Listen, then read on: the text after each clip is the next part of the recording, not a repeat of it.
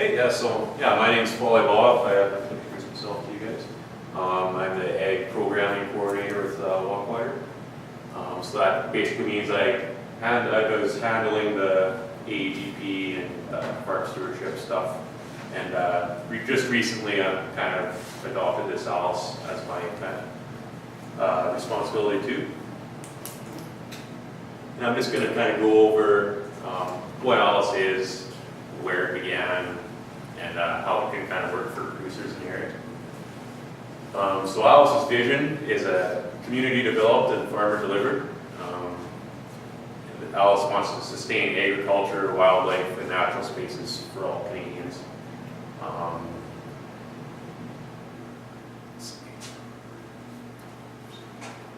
So that, by farmer delivered, they just mean, or community developed farmer delivered, it just means the ALICE program in this watershed is a lot different than the ones in Ontario and Manitoba and Alberta. It's kind of been developed right here by our own producers and guys on the ground, so this stuff in this program could be relevant to producers in the area. ALICE began in 2006 with a pilot project in Manitoba. Ontario saw that, and in 2007 they had their first program in Norfolk County.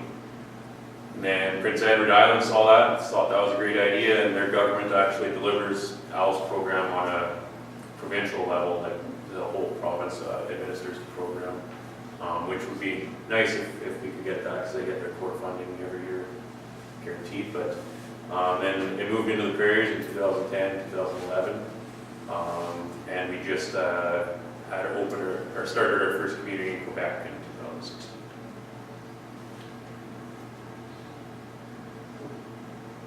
And there's a map there too, but this is just kind of an outline of our boundaries. The northern tip of our watershed is the Humboldt area, but we go as far south as Francis. And we're over, and we were just actually there yesterday, we just to Gaskey's way over on the other side there, so we're kind of got a fairly large area to cover.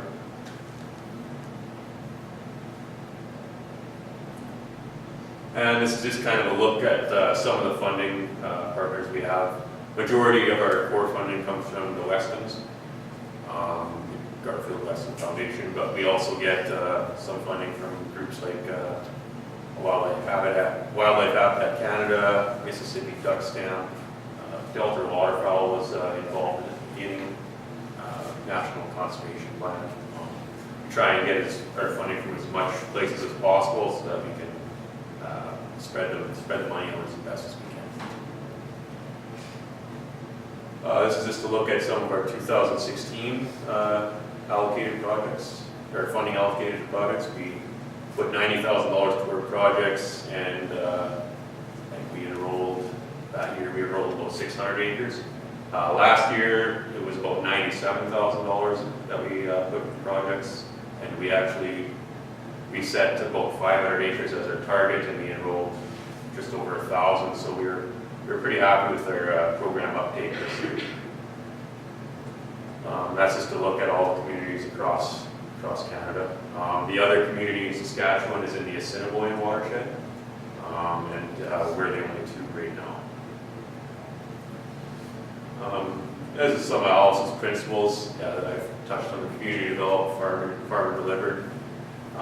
So it's also market driven. We understand that guys want to still be able to make money on their land. If they're not making money, they're not going to use the program that we have. We have some similarities with ducks, but one thing that we like to kind of brag about a little bit more is that we're completely voluntary. So if after a couple of years you decide that the program's not for you, or canola prices shoot up and you want to seed it back to canola, you can 100% do that.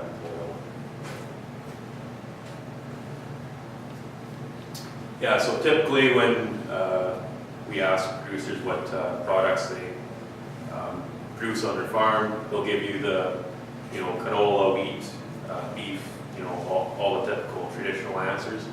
But we try and get them to think about the non-traditional benefits that they provide to all Canadians, like clean water, habitat, clean air, carbon sequestration, stuff like that.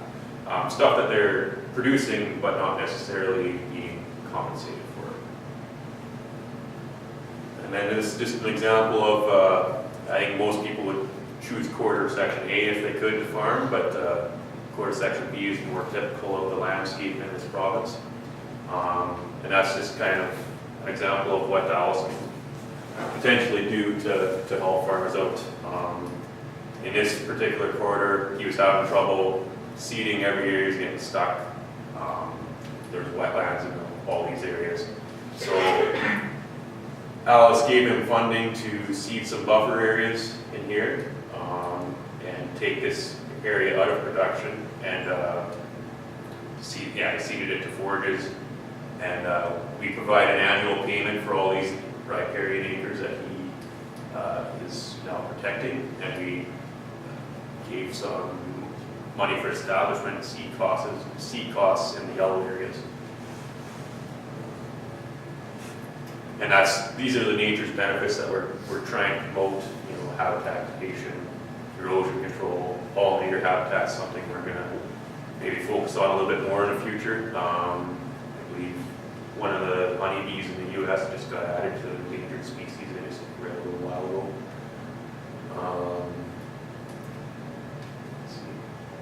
This is actually the first project that was in Saskatchewan. So this is just an example of something Alice could maybe do. Initially there was a large berm built here to keep water out of his land. He was trying to farm it. The berm wasn't quite working out and it was just kind of making a mess for him. So he came to Alice and we decided to pay him to remove that berm and pay him for he flooded the low-lying acres and we paid him for the establishment costs of the seed and the acres of wetland that he produced. That's just another example of something we could potentially do. This is an heavily eroded creek. We could pay some of the costs for sloping those banks and seeding out some buffer strips. And those are some of the benefits we're trying to promote: water quality improvement, sediment capture, erosion control. This is an example of an Alice project in Alberta. So this was very marginal saline land, and the water in this wetland was pretty poor quality. So he seeded it to, I believe it was a native seed mix he used, but we could use tame forage mixes too. And just after a couple of years, the vegetation on the shoreline improved dramatically. The water quality noticed an improvement, and he actually noticed an improvement in he's still cropping the farmland to the left there, but he noticed an improvement in his farmland too. He wasn't having to dump inputs on land that wasn't making any money for him. This is just another example. He set up a custom grazing operation, seeded this to grass, did some fencing. He was just getting sick of, same thing, planting his cedar in the wetlands and stuff like that. And this is just a year before, year after of that same project seeded. So Alice classifies our projects into a few different categories. Got enhancement, which could be something like putting up a hen house in a wetland to maybe try to attract some bird species there. Creation, which could be creating new wetlands. Restoration, restoring wetlands that were maybe drained. And then by their hand would be most typical example would be shelter zones, but work the producer already put in. And then conserve is something we get asked about quite a bit, which could be the big slough that's already on your land. We can sometimes work conserve into our programming, but typically, if we tried to pay everyone for the sloughs they had on their land, we wouldn't have much for funding left. So Yeah, and I talked a little bit about the costs, but establishment costs are shared 50-50. And then when the farm stewardship program was on, it was actually pretty lucrative because guys could get up to 100% of their establishment costs. We haven't heard anything about the new program yet. I'm thinking they're working on it. So hopefully April we can maybe hear some more about it.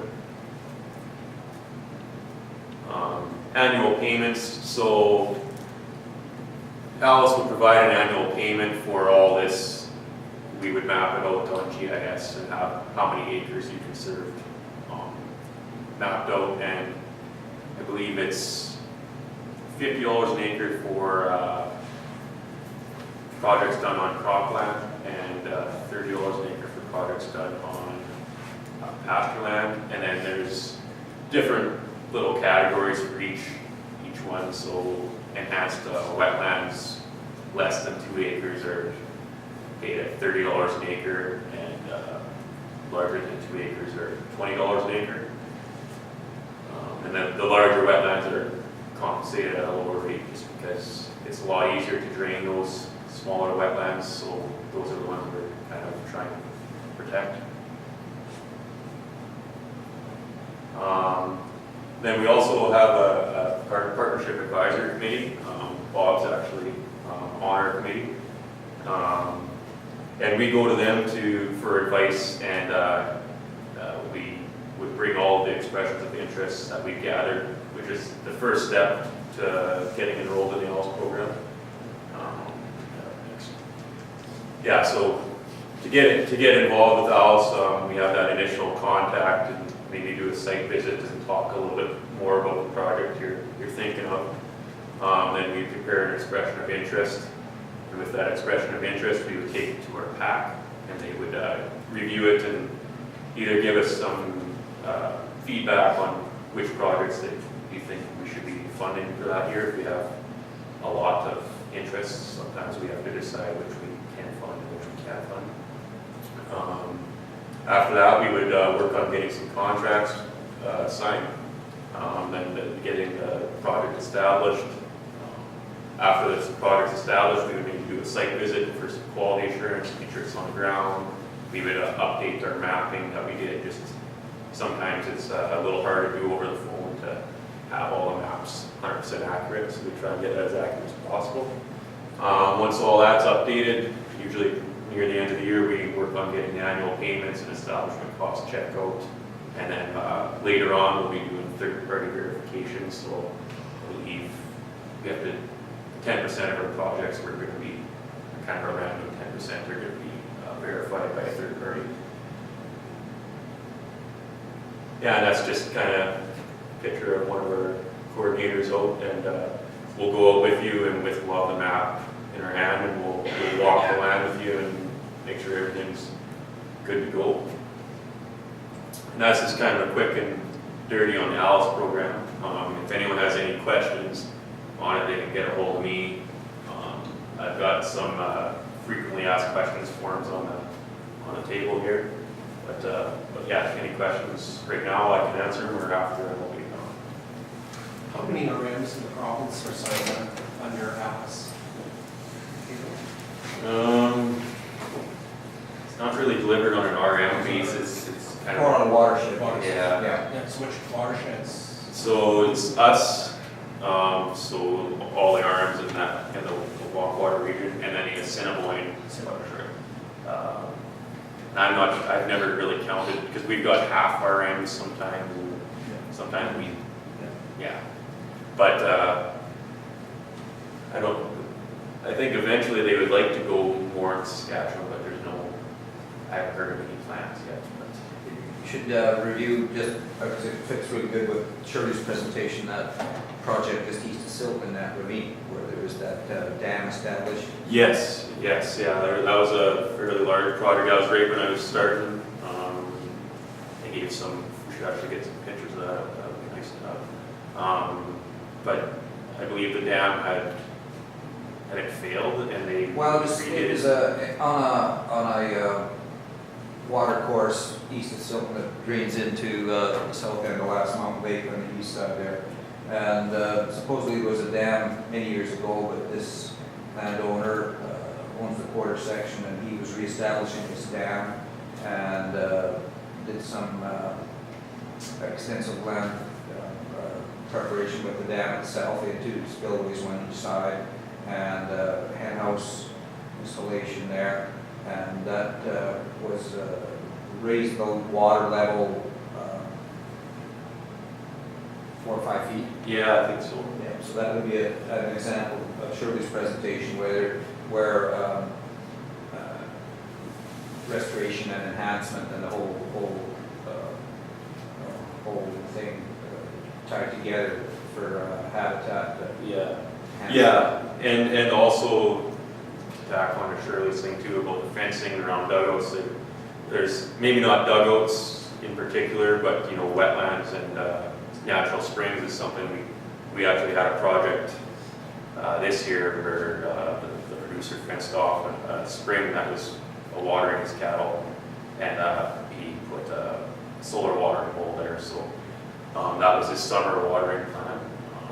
So there's and then we would also be open to doing if guys have land near lakes or rivers and stuff like that. If they want to fence it off, that's another project that we could work in here. We could work it into here and potentially farm stewardship if it's back. Other than that, if there's no more questions, someone can get to me after. But I want to thank our speakers for coming out. And Shirley, that's very good talks. And I want to thank everyone for showing up today. It's always nice to speak to people instead of empty rooms. So that's great.